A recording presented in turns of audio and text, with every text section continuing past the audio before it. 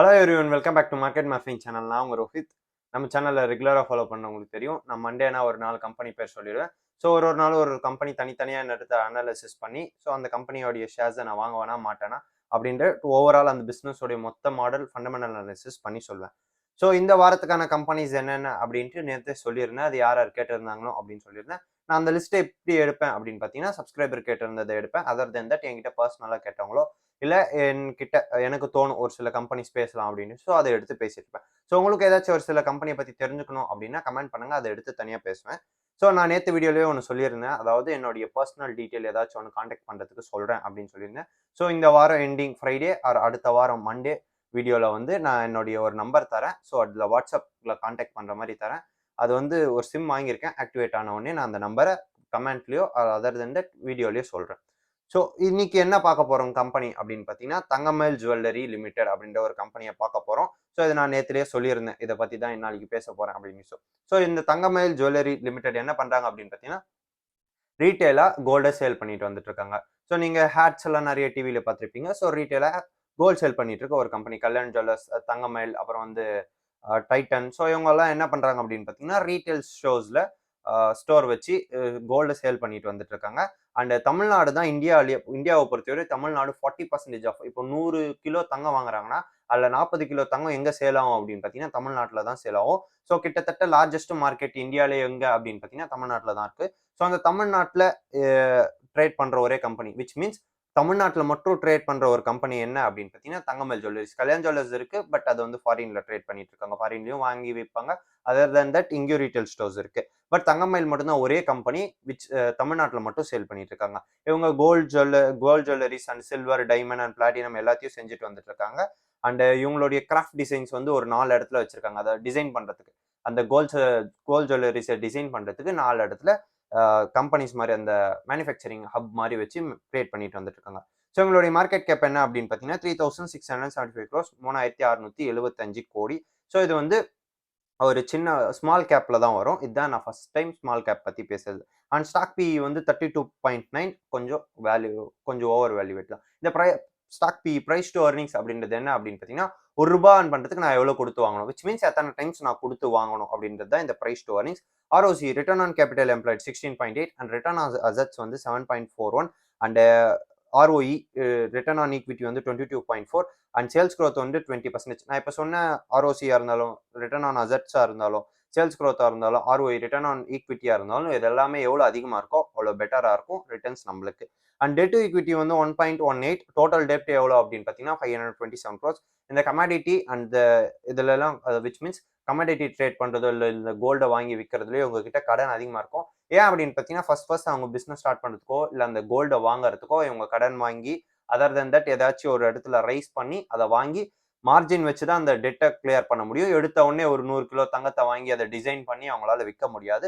Because அந்த அளவுக்கு யார்கிட்டயும் காசு இருக்காது ஃபர்ஸ்ட் ஸ்டார்டிங் ஸ்டேஜ்ல. ஸோ இவங்களுடைய டெட் நார்மலாவே இந்த கம்பெனி தான் இல்லை, இந்த செக்டார்ல இருக்கிற எல்லா கம்பெனிக்குமே அப்படிதான். கோல்ட் ஜுவல்லர்ஸ் ஹோல்சேலா பண்றதா இருந்தாலும் சரி, ரீட்டைலா பண்றதா இருந்தாலும் சரி, இந்த டெட் அப்படின்றது கொஞ்சம் அதிகமாகவே தான் இருக்கும். அண்ட் புக் வேல்யூ எவ்வளோ அப்படின்னு பார்த்தீங்கன்னா 163 rupees and intrinsic value 629 rupees and intrinsic value current price எவ்வளோ அப்படின்னு பார்த்தீங்கன்னா 1340. ஸோ நான் என்ன ப்ரைஸ்ல எதை வாங்குவேன் அப்படின்னு பார்த்தீங்கன்னா இந்த கம்பெனியை நான் வாங்குவேன். ஸோ பிசினஸ் மாடல் அப்புறம் சொல்றேன்.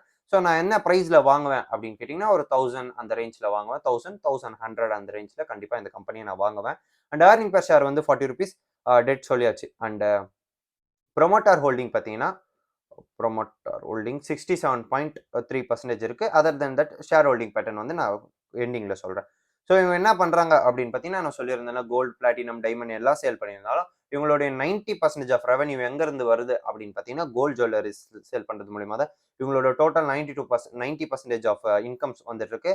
அண்ட் இவங்களுடைய ஸ்ட்ராங் ஹெட்ஜ் பாலிசி ஒன்று வச்சுட்டு இருக்காங்க. இந்த ஸ்ட்ராங் ஹெட்ஜ் பாலிசி அப்படின்றது என்ன அப்படின்னு பார்த்தீங்கன்னா கோல்டு அப்படின்றது எப்பவுமே ப்ரைஸஸ் ஏறிட்டும் இறங்கிட்டும் இருக்கும். ஸோ இவங்க இடத்துல பே பண்ணியிருப்பாங்க.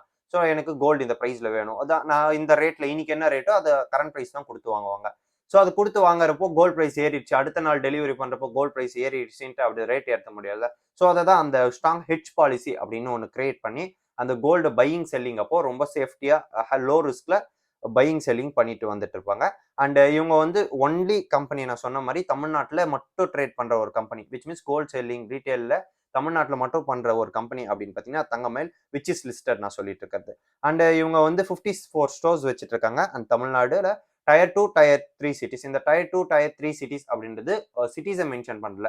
இந்த சென்னை, கோயம்புத்தூர் அந்த மாதிரி ஹை அண்ட் இடத்த விட்டுட்டு ஒரு டயர் 2, டயர் 3 கொஞ்சம் எப்படி சொல்றது, இந்த திருவள்ளூர், வேலூர் அண்ட் நம்ம இன்னும் டவுன்ல போனா ஒரு மதுரை, கன்னியாகுமரி, ஸோ அந்த மாதிரி இடத்துல எல்லாம் இவங்க அவங்களுடைய ரீட்டைல் ஸ்டோர்ஸை பண்ணிட்டு வந்துட்டு இருக்காங்க.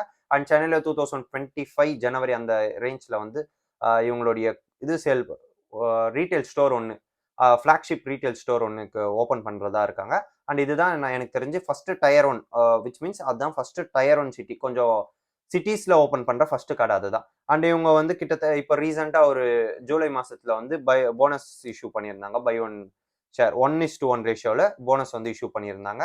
அந்த இஷ்யூல நானும் ட்ரை பண்ணேன். பட் அந்த டைமிங்க்கு எனக்கு இல்லாத காரணத்தினால அந்த ஸ்டாக்ஸை நான் வாங்கல. அண்ட் இவங்க வந்து 2022ல ஒரு 10% பிளட்ஜ் பண்ணியிருந்தாங்க ஷேர்ஸை. அண்ட் 2018ல ஒரு 15% பிளட்ஜ் பண்ணி வச்சிருக்காங்க. ஸோ இதுதான் இவங்களுடைய இது. அண்ட் கிட்டத்தட்ட இப்போ 2024ல நியூ பிரான்ச்சஸ் ஓப்பன் பண்ணியிருக்காங்க. அண்ட் கும்பகோணம், திருமங்கலம், நேதாஜி ரோடு மதுரையில் ஓப்பன் பண்ணியிருக்காங்க. அண்ட் இவங்க மதுரையில் ரொம்ப டாமினண்டான ஒரு கடையா இருக்காங்க ரீட்டைல் ஸ்டோர்ஸை பொறுத்த வரையும். அண்ட் இவங்களுடைய ப்ரோஸ் அண்ட் கான்ஸ் மார்க்கெட் என்ன சொல்லுது அப்படின்னு பார்த்தீங்கன்னா, இவங்களுடைய டெட் கொஞ்சம் அதிகமாக இருக்குது. அதர் தென் தட் இவங்களுடைய புக் வேல்யூ வந்து கொஞ்சம் அதிகமாக இருக்குது அப்படின்னு சொல்லிட்டு இருக்காங்க. ஸோ நான் அது ஒத்துக்கிறேன், புக் வேல்யூ ஒத்துக்கிறேன். அதர் தென் தட் இந்த டெட் அப்படின்றது இந்த மாதிரி செக்டர்ஸில் இருக்கிற பல கம்பெனிஸ் கண்டிப்பாக இருக்கும். அதனால இதை நம்ம கான்ஸாக எடுத்துக்க முடியாது, டிஸ்அட்வான்டேஜாக எடுத்துக்க முடியாது. ப்ரோஸ் என்ன அப்படின்னு பார்த்தீங்கன்னா, என்னை பொறுத்தவரை இந்த கம்பெனியில் ஒரு ப்ரோஸ் என்னன்னா, தமிழ்நாடு பேஸ்டு ஒரு ஆள் அண்ட் 4 ஜென்ரேஷன் அதை ரன் பண்ணிட்டு வந்துட்டு இருக்காங்க. கொஞ்சம் கொஞ்சமாக அதை டெவலப் ஆயிருக்காங்க. வானத்துல இருந்து குதிச்ச மாதிரி சடனா வந்து நாங்க வந்து ஒரு தங்கமயில பெரிய ஸ்டோர்ஸ் ஓப்பன் பண்ணியிருக்கோம், லிஸ்ட் பண்ணிட்டோம் அப்படின்னு சொல்ல 4 ஜென்ரேஷன் அவங்க ரன் பண்ணிட்டு வந்துட்டு இருக்காங்க. அவங்களுடைய பல இன்டர்வியூஸ் நான் பர்சனலா பார்த்திருக்கேன். அண்ட் இந்த கம்பெனியோடைய ப்ரொமோட்டர் எனக்கு பர்சனலா, விச் மீன்ஸ் பர்சனலா நான் போய் பேசினது இல்லை. அதர் தென் தட் நான் பல இடத்துல கேள்விப்பட்டிருக்கேன். அதர் தென் தட் பல நியூஸஸ் அண்ட் இன்டர்வியூஸ் எல்லாம் அவரை பத்தி பார்த்திருக்கேன். ஸோ நான் இந்த ப்ரைஸ்ல, விச் மீன்ஸ் ஒரு 1100 ரேஞ்ச்ல இந்த கம்பெனியை நான் கண்டிப்பா வாங்குவேன். அண்ட் இவங்களுடைய இவங்களுடைய அப்போசிஷன்ஸ் யார் அப்படின்னு பார்த்தீங்கன்னா, டாப்ல டைட்டன் கம்பெனி தான். அதை பீட் பண்ண முடியாது நான் எப்பயோ சொல்லுவேன்.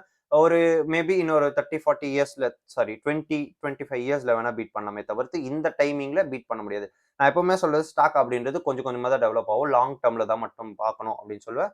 ஸோ இந்த ரேஞ்ச்க்கு ஒரு 5 இயர்ஸ்ல கண்டிப்பா டைட்டனை பீட் பண்ண முடியாது. ஸோ மேபி ஒரு 10 to 20 இயர்ஸ் அந்த ரேஞ்ச்ல கண்டிப்பா டைட்டனை பீட் பண்றதுக்கு சான்சஸ் இருக்கு. அண்ட் செகண்ட் யார் அப்படின்னு பார்த்தீங்கன்னா, கல்யாண் ஜுவல்லர்ஸ். அண்ட் தேர்ட் வந்து ராஜேஷ் எக்ஸ்போர்ட்ஸ். இந்த ராஜேஷ் எக்ஸ்போர்ட்ஸை வந்து நான் இந்த செக்டர்ல சேர்த்துக்க மாட்டேன். பிகாஸ் ஏன் அப்படின்னு பார்த்தீங்கன்னா, அவங்க வந்து டோட்டலா B2B, அதாவது பிசினஸ் டு பிசினஸ்க்கு தான் சேல் பண்ணிட்டு இருக்காங்க ஹோல்சேலா. அவங்களுடைய டோட்டல் ரீட்டைல் ஸ்டோர்ஸே 64 தான் இருக்கு. அதனால நான் இந்த கம்பெனி இங்க சேர்த்துக்க முடியாது. அண்ட் மோஸ்ட்லி அவங்களுடைய டோட்டல் 89% ஆஃப் ரெவன்யூ எங்க இருந்து வருது அப்படின்னு பார்த்தீங்கன்னா, ராஜேஷ் எக்ஸ்போர்ட்ஸ் பிசினஸ் டு ஹோல்சேல்ல தான் வந்துட்டு இருக்கு. பட் இவங்களுடைய 90% ஆஃப் இன்கம் வந்து கோல்ட் ரீட்டைல்ல தான் வந்துட்டு இருக்கு. அதனால இது வந்து ஒரு நெக்ஸ்ட் ஃபோர்த் வந்து வைபவ் குளோபல் அண்ட் சென்கோ கோல்டுன்னு இருக்கு. இது 6th பிளேஸ்ல இருக்கு மார்க்கெட் படி. பட் என்ன படி இது ஒரு 5th லார்ஜஸ்ட் கம்பெனியா இருக்கு இந்த செக்டரை பொறுத்தவரையும். அண்ட் இவங்களுடைய குவார்டர்லி ரிசல்ட் பார்த்தீங்கன்னா, லாஸ்ட் குவார்டர் வந்து 79 crores earn பண்ணியிருக்காங்க. அண்ட் நெட் ப்ராஃபிட் வந்து 58 crores and earning per share வந்து 21 rupees. அண்ட் லாஸ்ட் இயர் எவ்வளோ earn பண்ணியிருக்காங்க அப்படின்னு பார்த்தீங்கன்னா 80 crores earn பண்ணியிருக்காங்க. ஏர்னிங் பர் ஷேர் வந்து 29 rupees.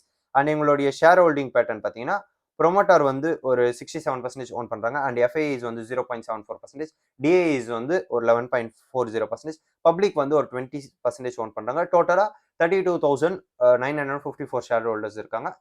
ஸோ நான் இந்த கம்பெனி எந்த ரேஞ்சில் கன்சிடர் பண்ணுவேன் அப்படின்னு சொல்லியாச்சு. ஸோ இந்த வீடியோ பிடிச்சிருக்கும் நம்புறேன். ஸோ பிடிச்சிருந்தா லைக் பண்ணிக்கோங்க, ஷேர் பண்ணிக்கோங்க, சப்ஸ்கிரைப் பண்ணிக்கோங்க. உங்களுக்கு ஏதாச்சும் கம்பெனி பற்றி தெரிஞ்சுக்கணும் கமெண்ட் பண்ணுங்க. ஸோ எனக்கு தெரிஞ்ச அனாலிசிஸ் வச்சு இந்த கம்பெனி அனாலிசிஸ் பண்ணியிருக்கேன். நான் யாரையும் வாங்குங்க வித்துருங்க அப்படின்னு சஜஸ்ட் பண்ணல. நான் ஒரு செபி ரிஜிஸ்டர் அட்வைசரும் கிடையாது. எனக்கு தெரிஞ்ச அனாலிசிஸ் வச்சு நான் எந்த ப்ரைஸ்ல வாங்குவேன் அப்படின்றத மட்டும் சொல்லியிருக்கேன். So thank you.